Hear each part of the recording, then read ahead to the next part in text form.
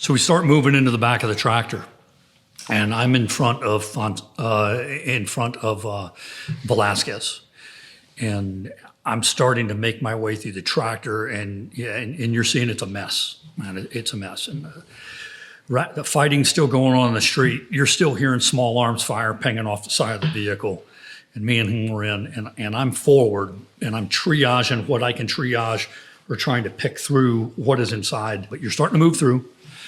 And I'm triaging, right, and feeling for pulses or whatever. And from my vantage point, nobody's alive in this. It's a cinder block back there.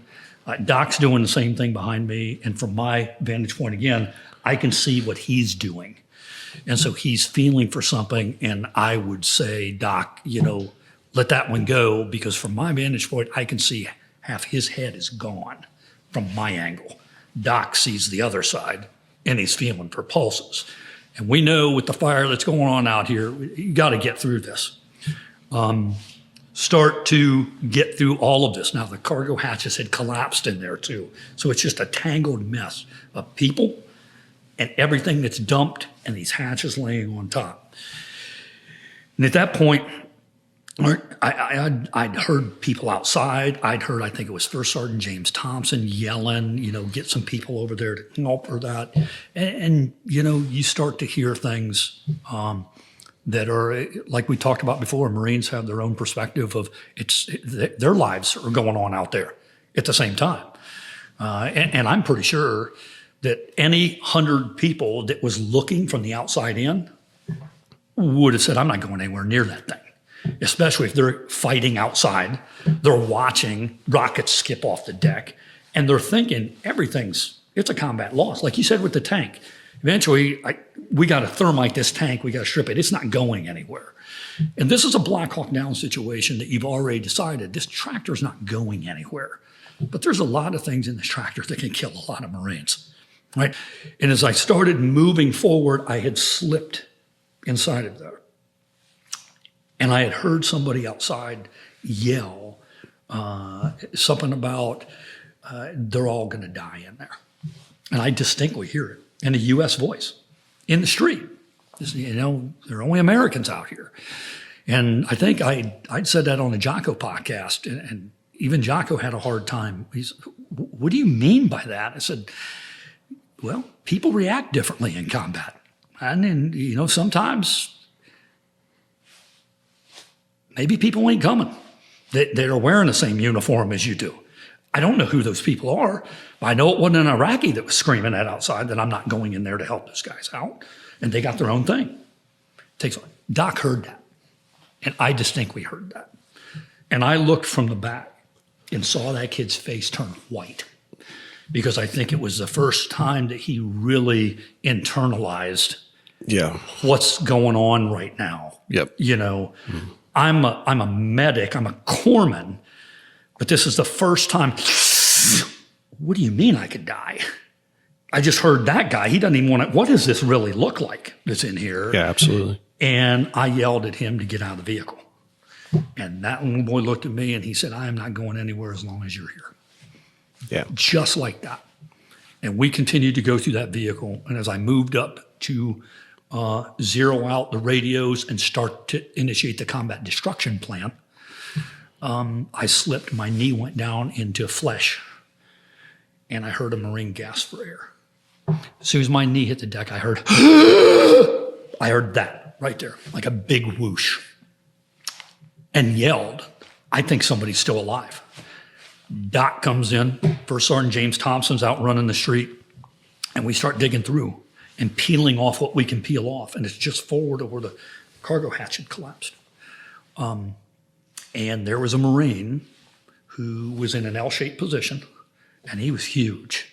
I mean, LBV's on, everything else. I mean, you could see that this guy's a gorilla that's on there. I'm not big, and Doc's not big, and it's a mangled mess. But his head is split already, no helmet. Head is split from the top all the way to the bottom. And you're sitting here going, I got two things. If I move him, I'm going to kill him. If I don't move him, he's going to die. So Doc and I started de-rigging, cutting, whatever we could to get then Corporal Matthew Juska dislodged from all of this stuff. And, you find out later he's one of the biggest Marines that's in that company. And he's got to weigh well over 300 some pounds with all his combat equipment because he's 240 or 250 by a big dude. I couldn't do that by myself. So Doc latched on to me. First Sergeant James Thompson came in, latched on to Doc. And now we're yanking this kid out of this tractor. And everybody else has been triaged and they are dead. It's in there. One of the first things, Mark, outside the leg, the first individual was Mike Betts. That at the top of the ramp, after the leg incident, and you're going in, you're starting to do the triage and that. The first thing is you're pulling to try to dislodge Marines, and you're starting to know who some of these people are. And these are the guys who saved lives, and they were trying to make decisions, and they were trying to do medevac their buddies, and they were sergeants doing what sergeants do. And you're starting to hear Marines say there's more wounded. It's not just him. We've got wounded in that house over there. We've got people here. And you're on the street. And I also have gun tractors. So you're talking radio operators.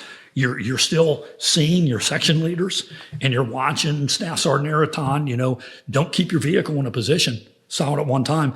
I need you to constantly move your vehicles every few minutes across the street this way, that way, keep them moving so they cannot get an RPG. And you're yelling that from the street up to these guys. And then you're going over to the houses that the infantry are telling you there's wounded inside of this house. And you go into the house, Mark, and there's nobody's cleared the house. And you go in the house and they're fighting in the street. And you don't have wounds or anything else except what you just picked up off the ground. And you go into the house and the first thing you see is two kids in a room sitting against a wall.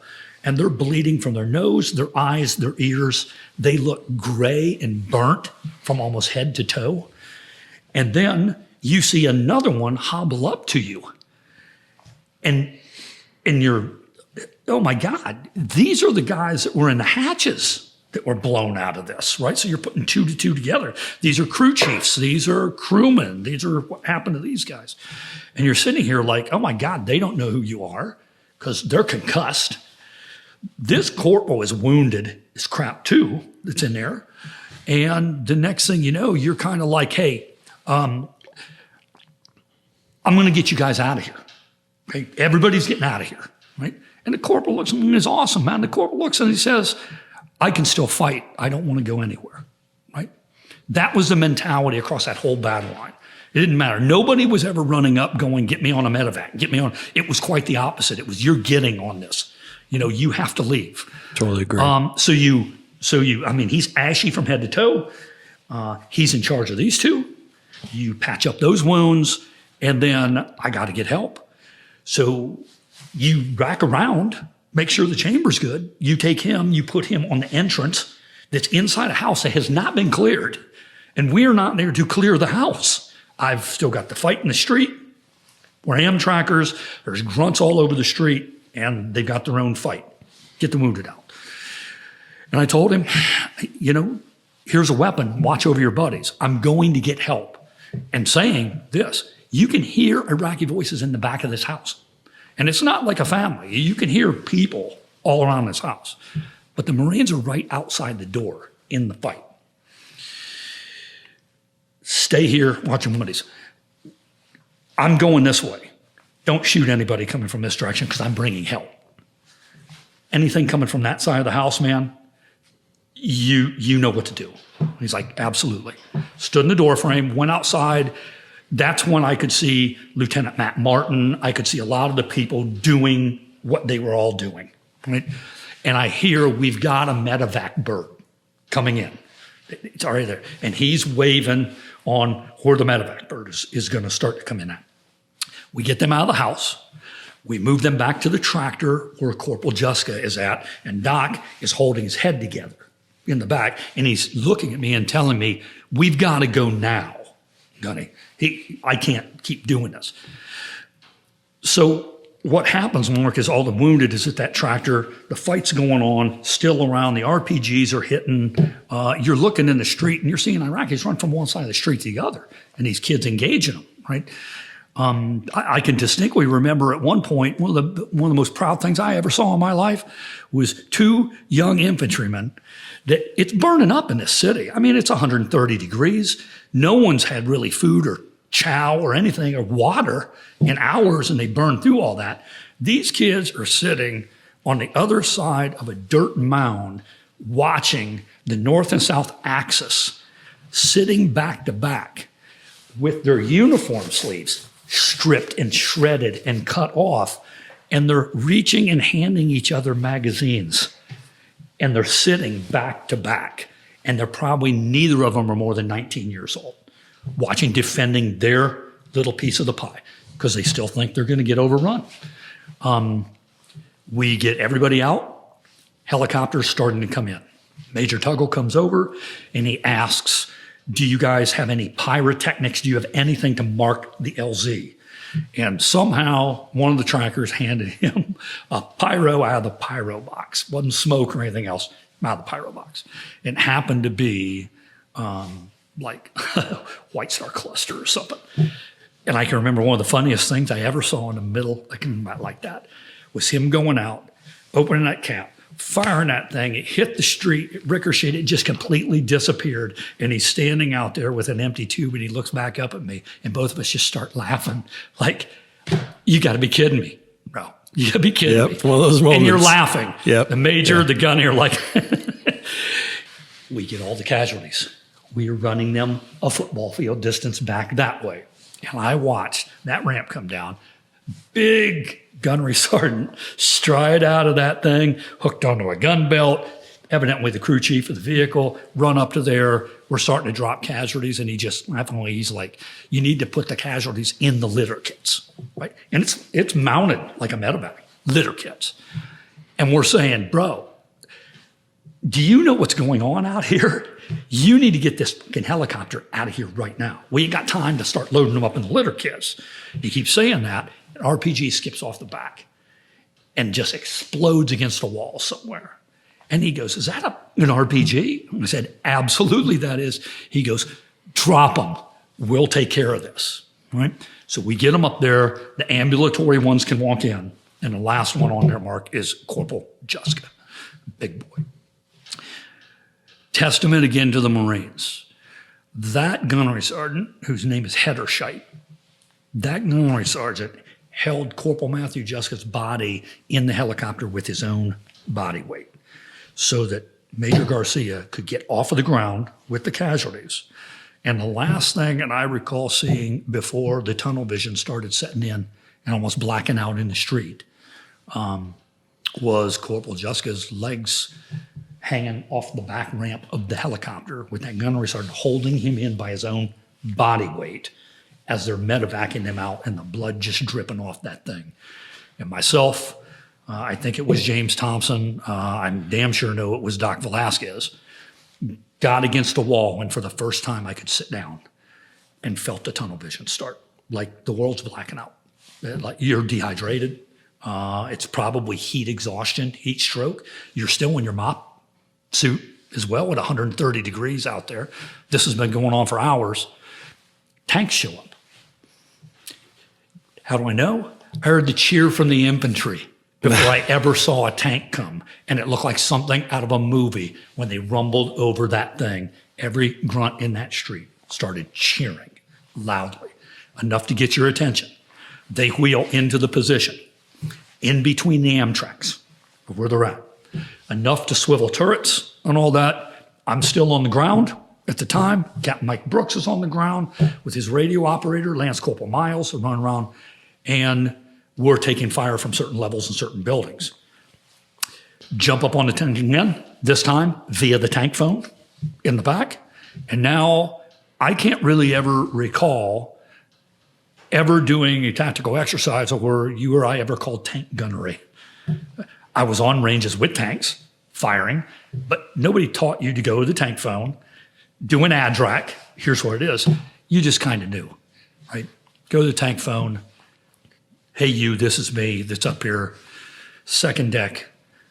This is the, second deck, 10 o'clock position, second level, red windows, take the top of that building off. I mean, that was magical. And you just watch the whole building get leveled. Then the fire starts subsiding because people know there are bigger things here to deal with. So it gives you a little bit of time now that you're not dodging everything for hours, that you can figure out. And then Captain Mike Brooks yells at me, Gunnery Sergeant, we are getting out of here, right?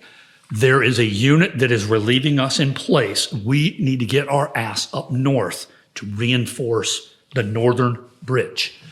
So it looked like Kelly's Heroes. Pile them all on, make sure no Americans are in the street. Do we got everyone? We have everyone. Go. Put the tank in the lead, okay? The tanks, the AAVs cannot fire over the driver's station. Right. So put the Amtraks on the starboard side of the street, put the tanks on the port side of the street, lead tank, trail tank, gun in, everybody has everything that's here, and we are now knowing what is going on up there. So we're in a rush to get there, right?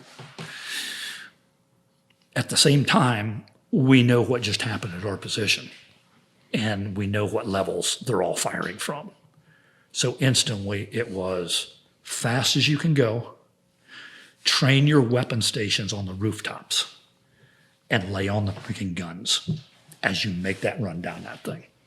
Just lay on the guns, keep their heads off. That way they're not dropping things on the vehicles. No one knew what an RKG-3 was at that time. I didn't hear that until years later, right? But those are grenades that people can just magnetically drop on top of a vehicle driving by, or even your most archaic one is a Molotov cocktail getting thrown off of the thing, and they have those. They're lighting them and they're throwing them down. Just take the tops of those buildings off, keep their heads down, and then you got the infantry in the back that can engage targets down the road. And then you start seeing the most grisly thing you've seen. You start seeing the burning Amtraks. And the Amtraks are facing the south, not the north. So you know they were part of the other unit that these two came from. And that was Charlie Company medevacing their people after they were getting hit at the northern bridge. And those were the vehicles that got hit by RPGs coming back through the city. And they're burning hulks. And you're driving past them, and these are burning American vehicles, one here, one over there. Another one made it a little bit farther down the road, right? But you didn't see any American troops. You didn't see really anything on the streets that was here. And then we got to the northern bridge. And when we got to the northern bridge, that's where you and I picked up conversations before, right? The eastern side is now starting to collapse to the northern bridge too. The south is moving to the north. 1-2 is consolidating. Another unit is now coming up to take those spots as we can leapfrog through the city. And then we have to get north of the bridge. And when you get north of the bridge, that's when you see, like what you and I talked about, that's when you see what all the sound was. That's what you see what all the black smoke was. That's what you see of a unit defending a battle position the best they could with the situations that's coming at them from all over the place. To include the fratricide incident with the American troops being fired on by American aircraft coming down. And then you're there, you're collapsing, I'm collapsing. They're consolidating a position north. We've held the bridges. Follow-on forces are now starting to say we're on the outskirts of the city and we're coming through, because for the whole time we're in Nasiriyah, we're surrounded and we're under assault. It was days before the supply trains could get to us, if you remember.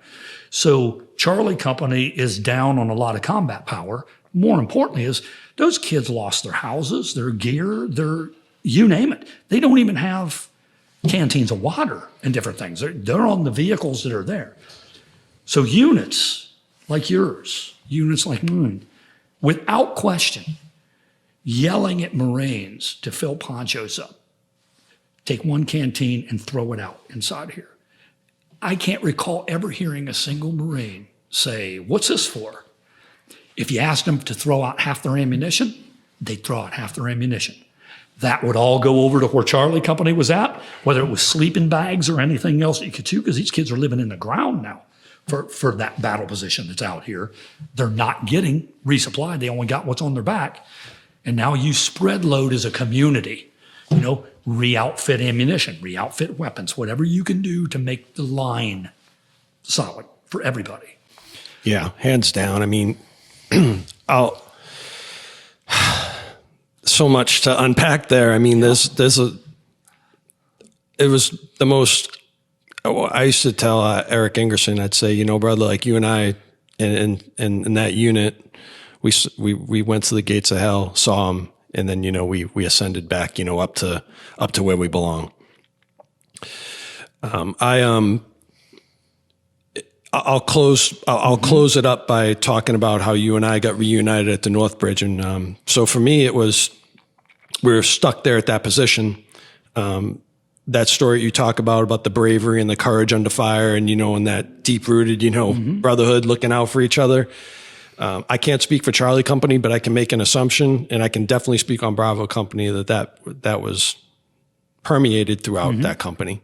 What was interesting is that when you're talking about the vehicles that were going back down to the south, at our position, a Marine walked up, and I'm positive, I just don't recall the gentleman's name, but I'm pretty sure it was Sergeant Schaefer's lieutenant.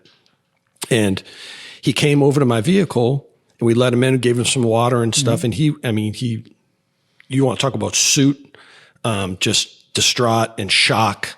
And, he started telling us like, hey, an RPG hit the back of our vehicle. It's on fire right up there. And I distinctly remember him saying about Schaefer, he's like, Sergeant Schaefer is, the bravest man, I've ever met in my life. And I was like, that's great. I'm glad that, you feel that way. You should feel that way about your counterpart. But he sort of gave us a little bit of a sit rep about what was going on. So the gunner comes up to me and he's like, hey, get everybody back in your vehicles. And I grab Lieutenant Garlock, and you guys are going to go to that vehicle that you said that's facing to the south that's on fire. You guys are going to go up there, and you're going to provide cover fire to that martyr district over there and get anybody who's wounded, everybody gets killed, right, man. Yep. And then do what you need to do. And then we will all consolidate on North Bridge, where, by the way, you're going to go up there and you're going to take a sector of fire and you're going to go put in some work. I said, all right, good to go.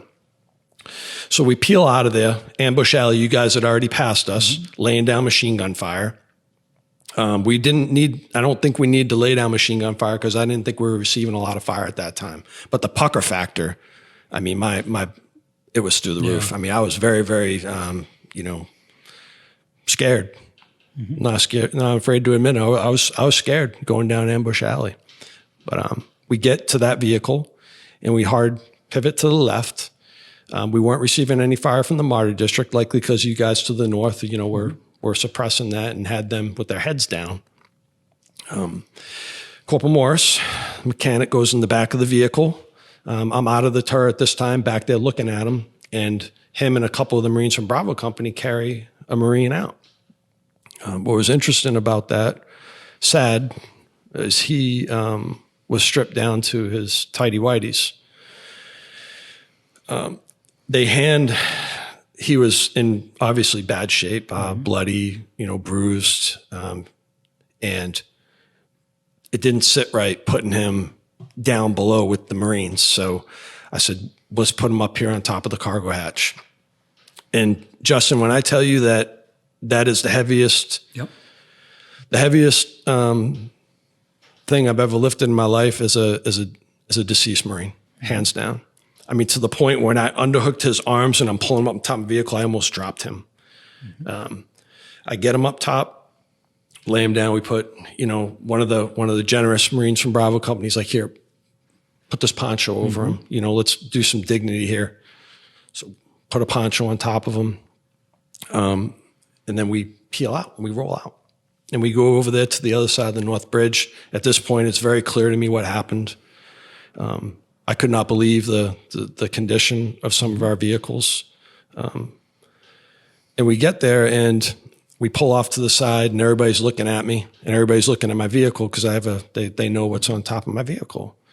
And I hand him down to you and to a couple of the other Marines that were on the deck.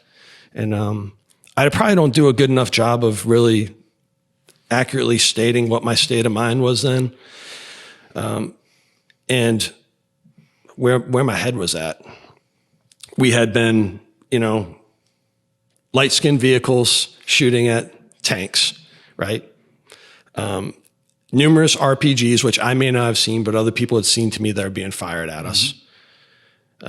Having an AAV in there, my gunny, who's one of my best friends, is back in the city by himself with a small cadre of Marines trying to recover this tank. And by the way, just trying to bound through there under fire, right?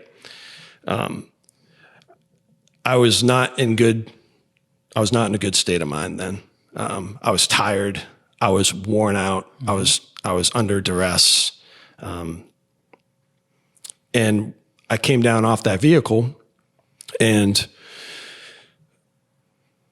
the battalion commander said something towards me. He said something along the lines like this, like, "Where's the rest of them? Where's this? Where's that? Where's that?" And I just, brother, I was going to make a beeline over there. I'm not going to have it. Yep. I was not happy.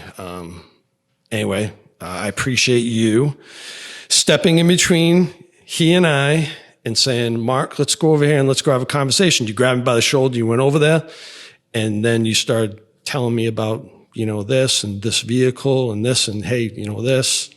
And when it was all said and done, right after we had done, when we completed that and all the medevacs were done, and Eric had made it out of the city, bounded over, and the nightfall came, and I just straight up admit it. When I went over to Eric's vehicle, and him and I hugged, and we embraced, and we both cried, not like sobbing, but just one, relieved that we were still there, relieved that he's okay, relieved that for the most part our unit was okay. 18 casualties is not something to minimize, but I would say that I think it could have been a whole lot worse. I don't know all the rules of facts, but I know that I can stay with confidence, because I spent a lot of time with that man, that was not a cowboy move that he made. Right. It was not. He made that move because I think that he was best trying to support those troops that were up there in contact with the enemy. That's the way, because the after effects of that, I lifted him for another couple months, and every day his head was just down. I mean, he was in the fight. Don't get me wrong. He was absolutely in the fight, but he felt so awful about it, knowing that he cleared those birds to unleash that carnage on those Marines from Charlie Company and from that Charlie platoon. It was really sad that happened. But again, when we talked a little bit earlier about, just trying to make, and the way I always summarize Nasiriyah, JD, is I say that I believe that every single one of us that were there, no matter what company, no matter what unit, we did the absolute best that we could with what we had under a very, very chaotic day. And that's how I feel about it. And, I just have to make my peace with that. And my heart goes out to, the Gold Star families that are out there. I think about not just them, but, they're fallen all the time. My day was probably a lot easier in my battle position compared to the way that those families had to receive and live with that information. And then they had to wait weeks before they ever found out. That's right. Whether their husbands, brothers, anything were killed. Yes. The families of that time period is truly the untold story of the invasion. Baghdad has been covered, Nasir, all these things. What the families had to deal with at that time period when everything is in lockdown around the world and you only have that minute informational flow that was there. You want to talk about PTS? A lot of people in uniform are the ones that they say get that. You can't tell me that a family does not have PTSD as a whole when they had to live through those kind of incidences. Even while you're in combat, they still have to live their lives back here. and still do so under the guise of, I don't know whether we're going to see dad again or not. And that's a pretty heavy thing to go through your life. Yeah, no doubt. Well said. The families are just, yeah, I think that they sometimes have it worse than we do, over there. Just the unknown, And you and I, Mark, are lucky. We're extremely lucky. We are. The women we're still married to were the women were there during that invasion. Yeah. And a lot of our friends, those families don't exist anymore. Yeah, and that's a good segue, JD, to kind of our tie up here. Talking about Nasiriyah would be everybody has scar tissue from that. Mm-hmm. All of us, some more so than others, because some people can just they can process things better than others can. But a lot of the names that we've talked about in here, I know that they carry around. Mm-hmm. They carry it with them. It's still right here at the front of their mind, and me too. I think about it all the time, but I'm able to suppress it fairly well considering. But what kind of things or what kind of advice would you give to, our brothers that are out there, in this 20-year anniversary, and they're thinking about it, and just, what kind of advice can you give them to help process, the trauma, process the mistakes? What would you tell them? One thing that's very helpful to me is I don't lose any sleep at night whatsoever about the decisions that I made inside of combat. I don't. And that, like we had talked, that's me. That's not somebody else. Somebody else might say they gave an order to send somebody this way and that person did not come back. Okay? We all, in a way, had to do that. Okay? If that's done in malice, I can't help you, brother. The decisions we talked about, Mark, about some of those calls that were made early on, whether it's ambulances, whether it's women holding babies as spotters, whether it's anything else, that's trauma that people have to deal with the rest of their lives, right? But talking to people who were there with you, and also I think it's very good, everybody needs a readjustment of rudder steer every now and then. Everybody needs that. Even the most strongest people that are out there need it in a way. They may not need to be beat over the head with it. It might just be passively, right? Or you just kind of slide it into a conversation, but that people talking about that makes that individual, come to grips or feel better, or, hey, brother, glad to see your family's doing okay. Glad to see you're doing okay. Checking on your brothers to make sure that those who were there with you, it's on that is a good thing. But the other one is living a life that's worthy of their sacrifice, because you're here, okay? And you get one life.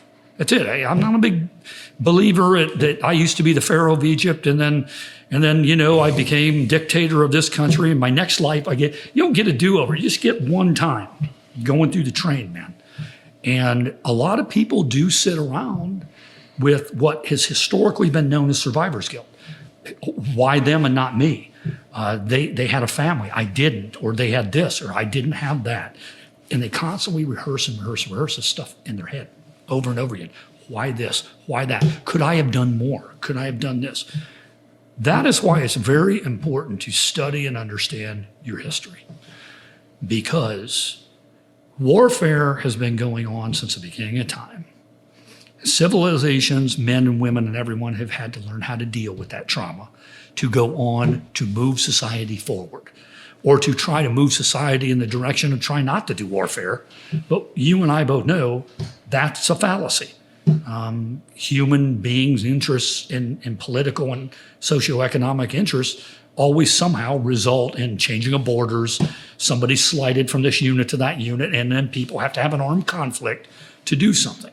And in America since 1775, this is why a lot of people are out there, Mark, that try to handle certain things.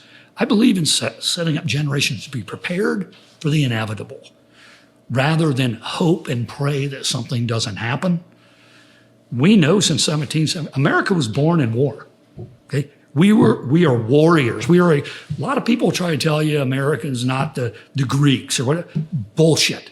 America is a warrior class of people. And there are a warrior class of a sub-warrior class that exists in any kind of society, whether it's Marines, whether it's sailors, whether it's soldiers, airmen. They're all there, right?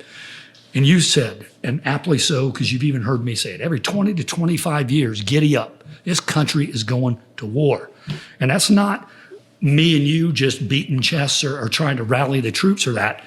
Open the pages and start going from the revolution to now, with the exception of about a period after the Civil War that was the longest period prior to the Spanish-American War that we didn't all giddy up and have to go do armed conflict. I have always felt that somebody needs to be around to be able to tell the children that didn't understand why their dad died. Yeah. Come talk to me. Sure. I'll tell you how your dad lived. Yeah. You can read about how your dad died, but I'll tell you the fill in the blanks that no one else can tell you. You know, how they used to sit on the back of the jump seat of the ramp, or you can humanize that's somebody a great point. for them. And you can be helpful to someone. And therein lies how you can help process that. Everybody has nieces, nephews, grandchildren, cousins, everything else. As well as I do, I look at your own kid like he's my own. Yeah. And you look at my daughter like she's your own. Yeah. That's right? my girl. Because if one of us could never be there, there's a nucleus of people that that person will be there if I can't be there. And when you know who those are and you have those shared interests in that, get up every morning. You don't always have to be teaching somebody by verb or by word. They can watch your actions and they can say, man, I know that guy's messed up. I know the trauma he went through, but he gets up every day, goes to work, plays with his kids, does something like that. And when these kids and everybody grow up, or society looks and understands that story and that, it gives them the strength to say, I'm going to be a survivor. I'm not going to be I'm going to be a victim. Yeah, there's I'm going to be a survivor. That's perfect. I mean, all the battles, throughout at least recent the counterinsurgency battles, all that scar tissue and stuff, it changes you. It really does. It's not normal to be under fire. Correct. It's not normal to pick up your deceased friends. It's not normal to put tourniquets on guys and have that heightened just adrenaline rush out of fear. You're hurt, and it takes a while sometimes to process it. But I always say this, that if it was me, if I was killed in action, that I would not want Justin Lehew or any Marine out there to ever not fully live your life to your full potential. Like, not for one day should you ever not feel like you're not going to give your best because I'm not here. And I feel that's the same, because they're the same. We're all cut from the same cloth, and I don't think that Sergeant Michael Bitts, doesn't want Mark Chabot to not be the best version of himself. Don't get me wrong. I'm changed. I'm not perfect. I carry around these battle scars and this scar tissue, but still, the point is just, you got one chance to do it. And the way that you live your life sets an example and it leads other people. And I think that your point is perfect, man. It was well stated. It was eloquent. And you do your thing as well, Mark, I think it was attributed to Arthur Ashe at one time that said, do the best you can with what you have at the time you can do it. People change. There are times that both you and I can look back on careers. And if I had the wherewithal of 31 years of experience now shoved into that gunny that was in 2003, I'd have probably done some different things. Or I'd have done different things in 1996 or in 97, because you're looking at it with a whole different set of life experiences now to be able to handle situations. And you have interactions with people that might have been their only interaction with you their entire life. So you're compartmentalizing your head on that time period. That guy's an asshole. Always be an asshole the rest of my life, because the one day that they had an interaction with you in 1999, you were an asshole, right? You can either choose to live your life thinking that you're a bad human being because of what you did in 1999 on an interaction or a personal thing with the skills that you had at the time to not probably process or handle the situation, and you have not been in contact 20 years, whatever, from that. You're not the same person. Uniform's the same, ranks are different. No two individuals in the U.S. military has ever lived the same exact career. You cannot take the bio of somebody. I used to watch people do this. Take Sergeant Major Carlton Kent. If I do everything Carlton Kent does, I can be the Sergeant Major of the Marine Corps. That's the blueprint to be, I want to go to jump school. I'm going to be a rigger. I'm going to be whatever. You're not Carlton Kent. And there's going to be a left or right rudder steer in your life that you can't follow that blueprint. But if you apply what we talked about before of saying, I'm doing the best I can with what I have, knowing that I'm not going to achieve to be the best in everything that I ever do, and you care about other human beings and you do that, just by your own existence of getting up every day without saying a single word, there's 100 and 150 people that's watched you get up another day, and they go, if he can do it, I can do it. And they're inspired. And they're inspired. That's right. And they're not inspired by some pithy comments or words or anything else. They're inspired because they know. They know you're 50-some years old. You're 40-some years old. They know this is gray hair. There's experiences. They know you're a Marine. They know something like this. And they know that everybody has trauma in their life. And nobody gets out of this alive. Right. Nobody does. No. Right? It's how you live. It ain't being defined is how you are going to die. And there are things in life that you don't have control over. And everything in those combat situations, when people understand they did not have the control over the trajectory of that enemy moving at this time, what happened, there's numerous things. And the funny thing is, if you were to change your decision that's weighing very heavily on you that day, then that cause and effect when it goes to somebody else over here too. Yeah. Not just you. Most of the greatest warriors I've ever known, they're not worried about what happens to them. A lot of the trauma is, what happened to, I was responsible to bring this person back and I couldn't bring them back to their family, and you make that pledge. But if you wake up and by your own existence, every single day go, I'm going to live a life worth living, and you understand that you're not the only one, right? There are millions of people in this world that has had trauma happen to them. And some of those people went on, watched their entire high school classes get wiped out in the blink of an eye, like in Iwo Jima and Normandy. Yep. And they went on to raise me, you, and everybody else and build great cities, highways. They came home. They all have that. Yeah. And they chose to be survivors and not victims. Yeah. I happen to choose that path in my own life. Yeah.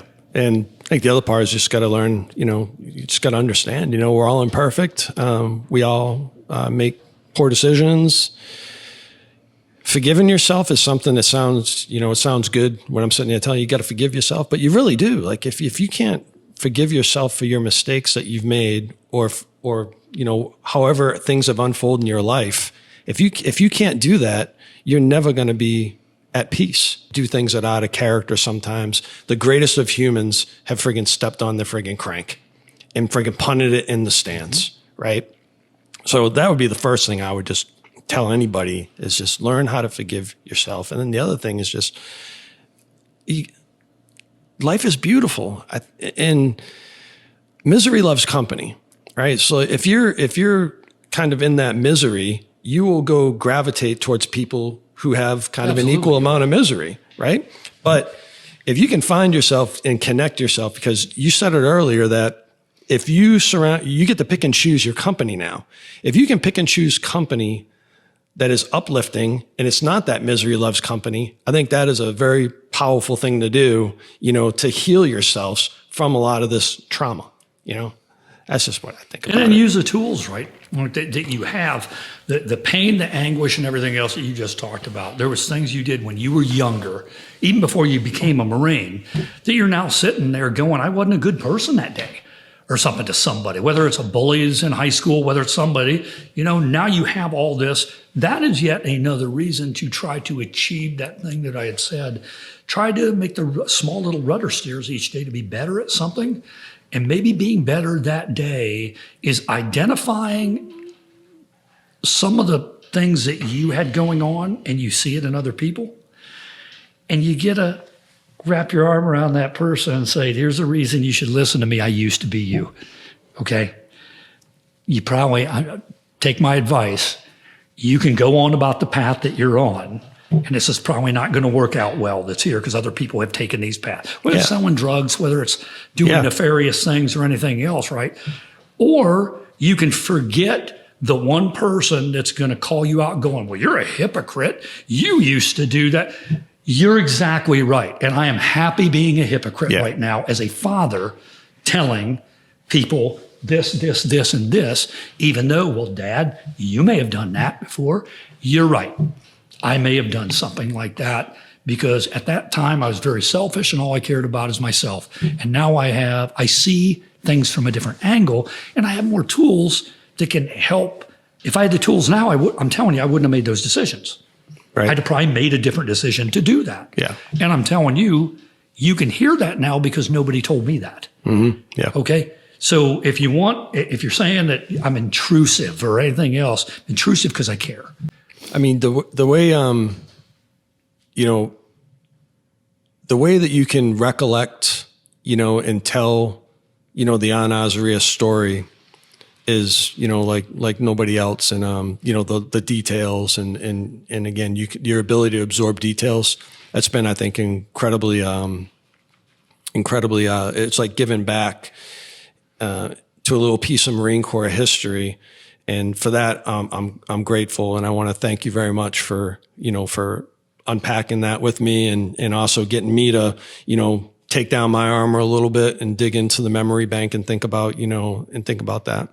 I just wanted to kind of just end the Nasiriyah discussion with just, before I throw it over to you for your final comments, to all the Marines, sailors, and also to the 507th Company, the soldiers that were there in Nasiriyah. I just wanted to say that I just appreciate you guys very much. I'm glad that you were to my left, right, forward, and behind me.